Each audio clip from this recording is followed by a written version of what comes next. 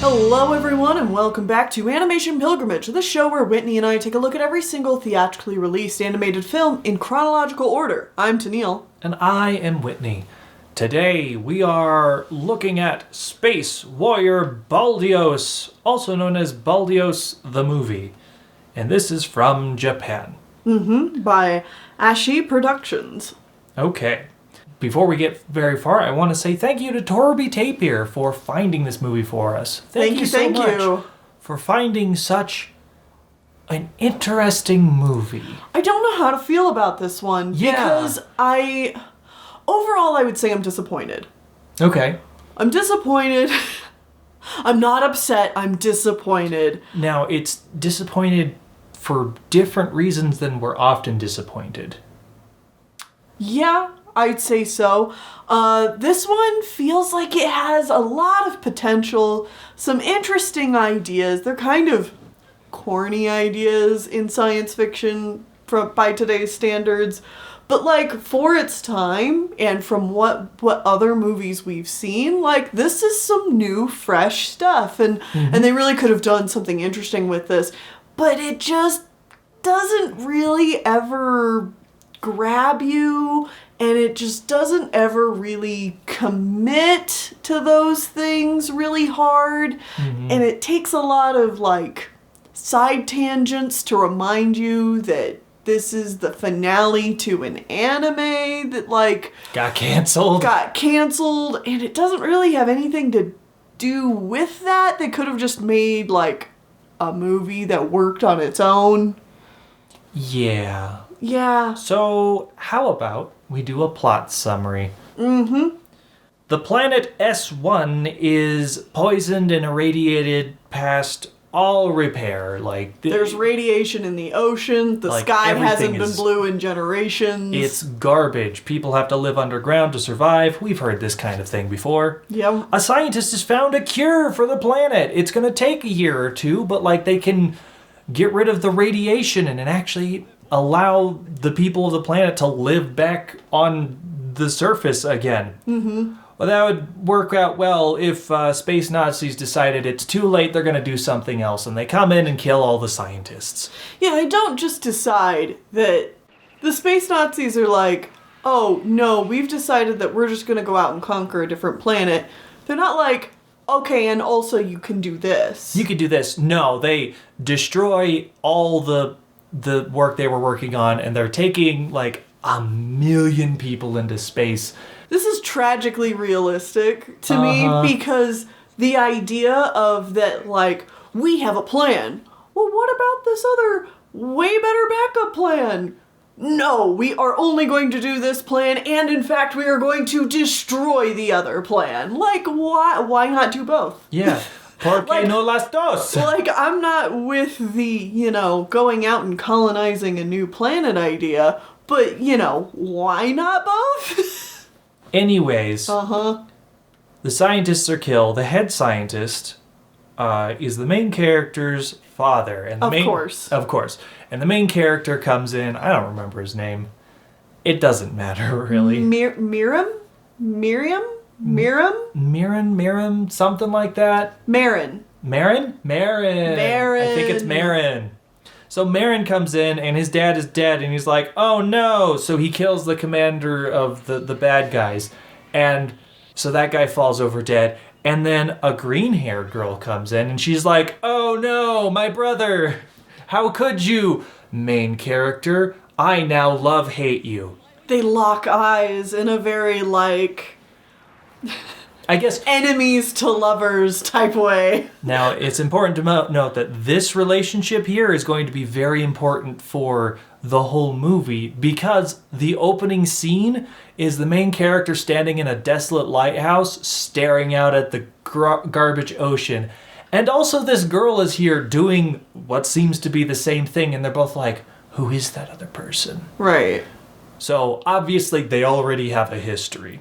I actually really do like this framing device of them standing in the lighthouse together at the beginning and how this is gonna like come back and be a reoccurring thing. Mm-hmm. Like it sets up the characters and their broad motivations even if we don't know what it is yet. There's some great ideas in this movie. Yes!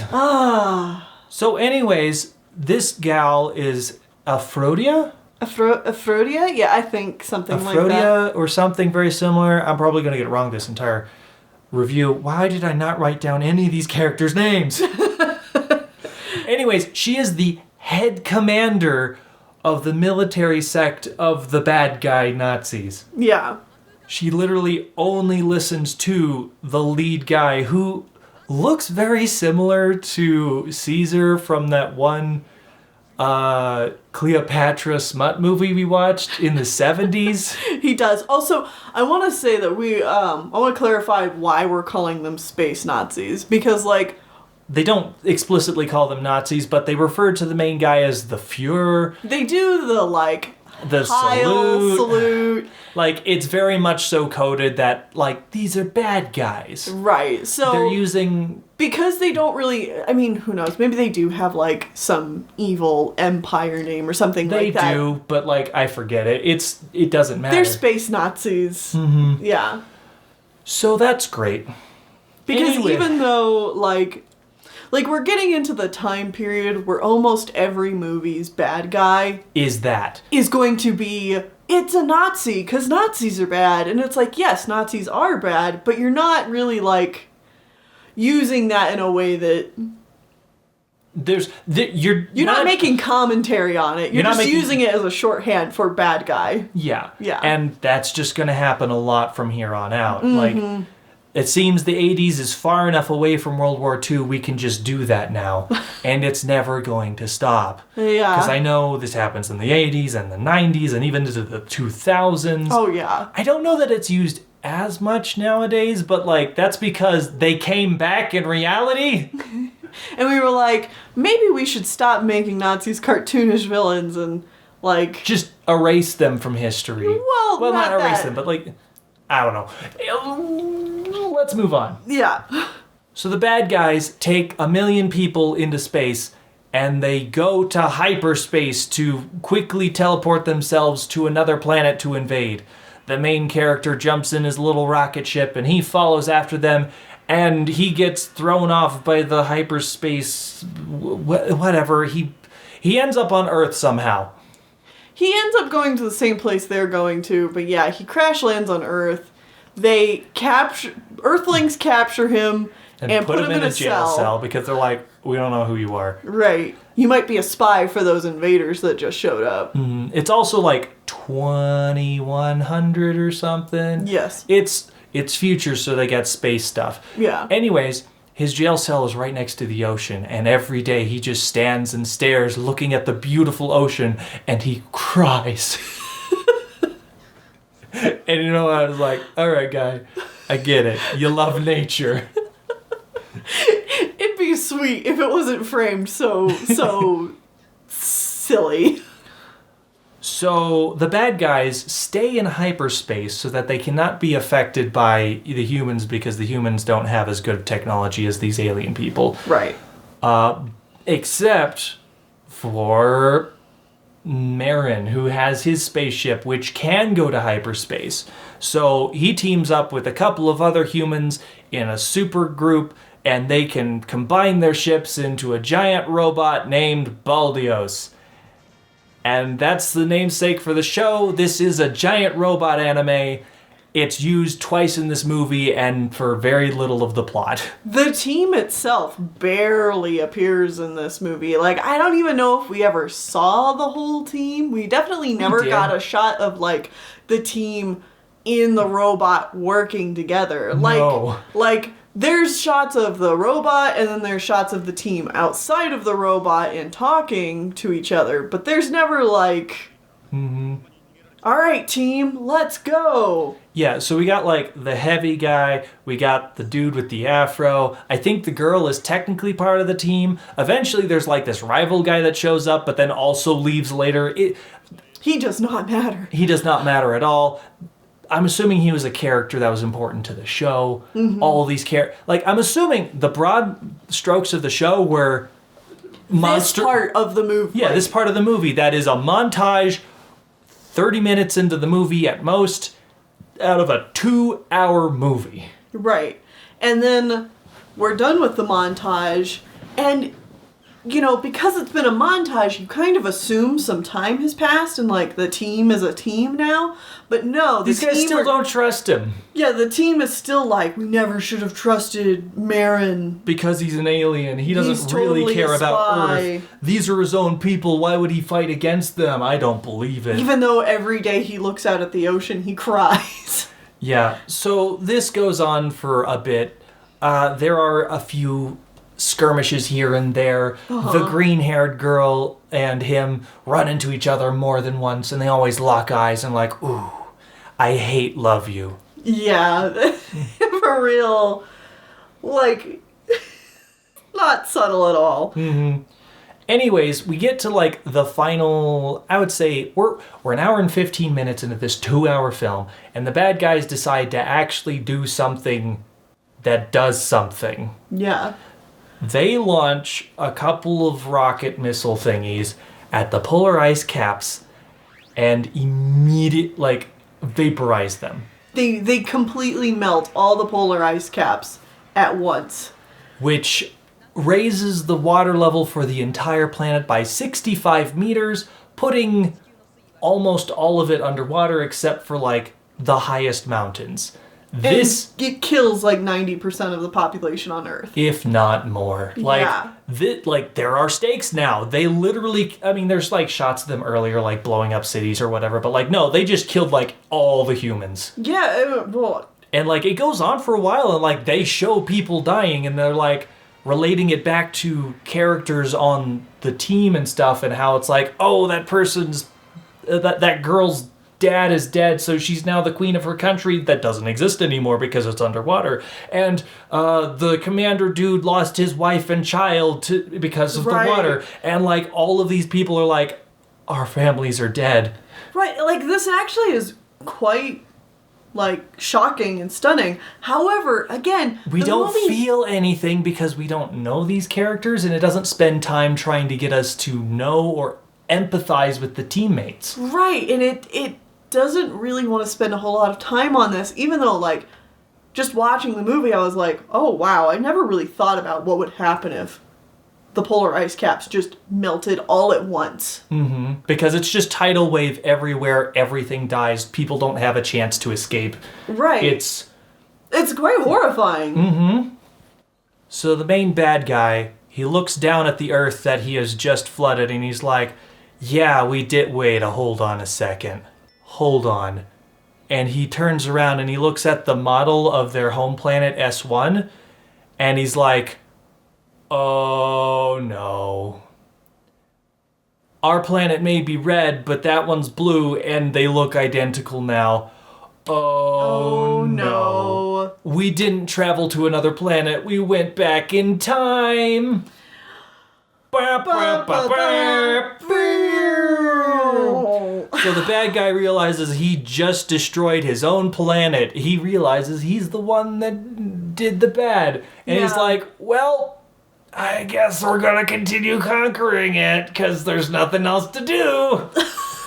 And I'm ooh, this is an interesting idea of nihilism and things are doomed to repeat themselves. Right, a time paradox now where it's you're a just tragedy doomed to repeat the same mistake over and over again. And it makes the stakes inconsequential of who wins and who loses anymore because we already know what's going to happen. Right. Which really sucks the energy out of the rest of the movie, to be honest. Yeah, it's such an interesting idea, but then the characters just kind of decide to accept fate. They're sure, this is all bad, but we as the humans and the future human, Marin, are going to take the robot and we're going to go fight the bad guys in their space thing, and we're going to do a big fight and everybody dies, both good guys and bad guys, and the only thing left is the husk that's holding all of the random citizens that the bad guys took with them in sleep stasis. That's the only part of the bad guy's ship that survives. Also, all of the humans are dead except for like the 5 people that were in the ship. Or like the robot itself. Yeah. And technically there's some people on the planet, but like they don't matter. So Did we miss the rest of the plot with the girl? Kind of. I don't know. She gets captured. Like, the main guy gets captured by the bad guys, and then the bad guys... She gets recaptured. She saves him. And then the bad guys hate her, and so she gets captured by the good guys, but then she escapes, and because they don't have any security around. Yeah, and then it looks like a piece of ship falls on her and she dies, but like, no, she didn't die, she just walks away, and then she shows up here at the very end, and then we have like a standoff of the 3 people, the Marin, the main guy. Oh, actually, hold on, before we do that... Before the ship gets completely exploded, the only remaining general of the bad guy's army is like, well, time to use the nukes on the planet. The remaining citizens. And it's like, this is the only way we can actually conquer the Earth now. This is the only way. And this guy doesn't realize that this is their home planet. Right. And the main bad guy is like, don't use the nukes. Right. That'll just... like irradiate the planet. Right. And he does not succeed in stopping his underling from doing that. Yeah. Like, this guy is obviously super evil and stuff, but like he has a few elements where he's supposed to be vaguely empathetic. Like, he took in the green-haired girl and her brother when they were orphaned, and like... But he also has some really creepy vibes towards her in general. Yeah. And then he's also very, very against using nukes. He's like, that is the one thing we will not do. Right. But it happens anyways, and presumably the rest of the humans on Earth are dead. We're down to like 3% population. Right. Or something. You know, almost everyone dies. The plot summary makes this movie sound much more interesting than it actually is. Yeah, the movie's very slow-paced and honestly kind of boring. And I feel like we, as we are doing the summary, are putting more emphasis on some of these plot points than the movie does. I could see that. So anyways, we're back on the stasis with all the people frozen, and we got Baldios, Aphrodite, that's not her name. Whatever.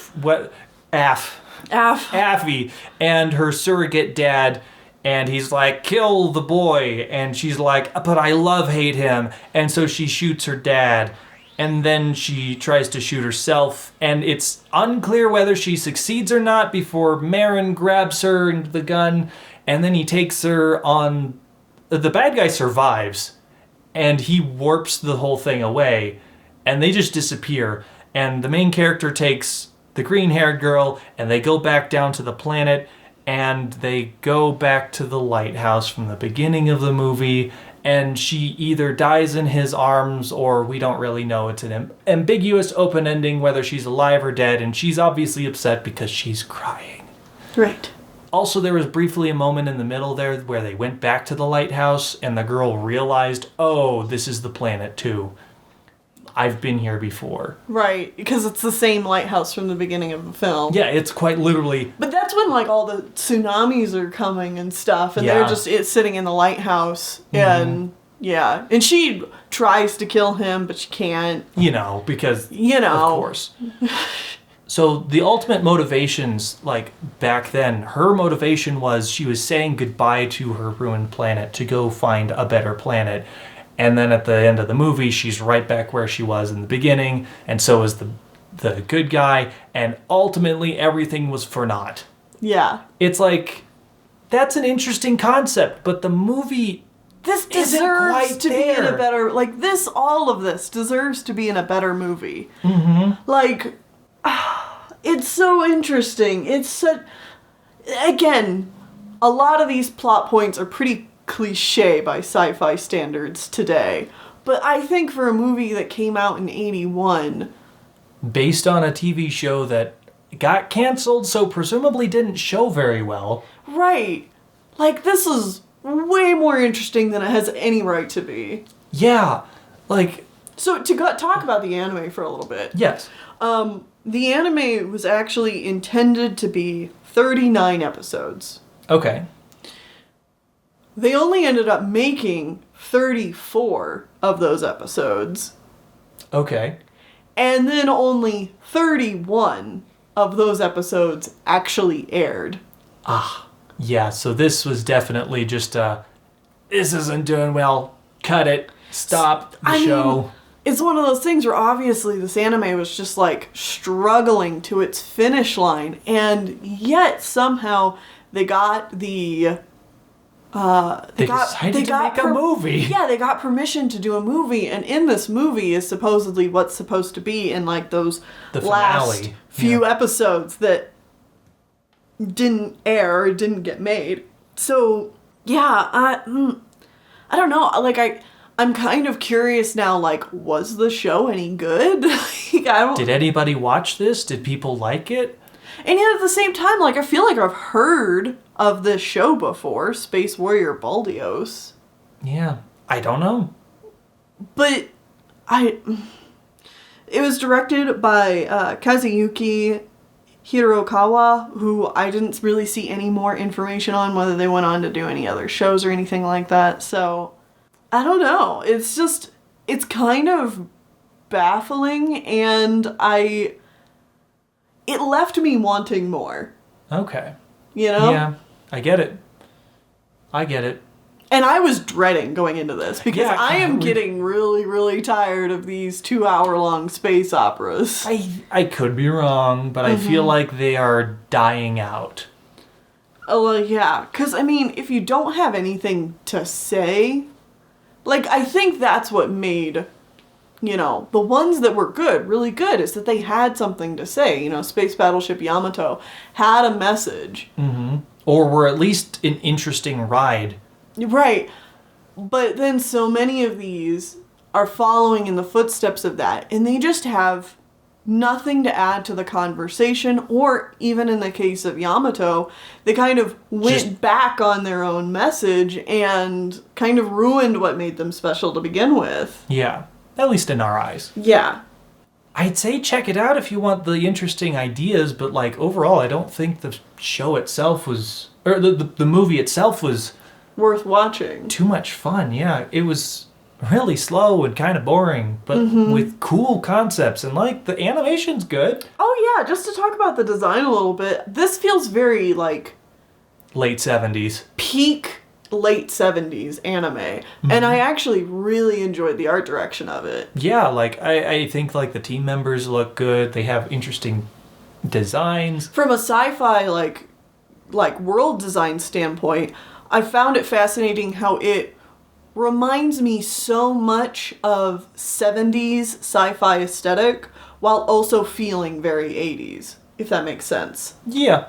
Yeah, I mean, it's right there in the interim. Right. It was on the changeover period. Mm-hmm. So it has its own unique look to it because of that. Yeah.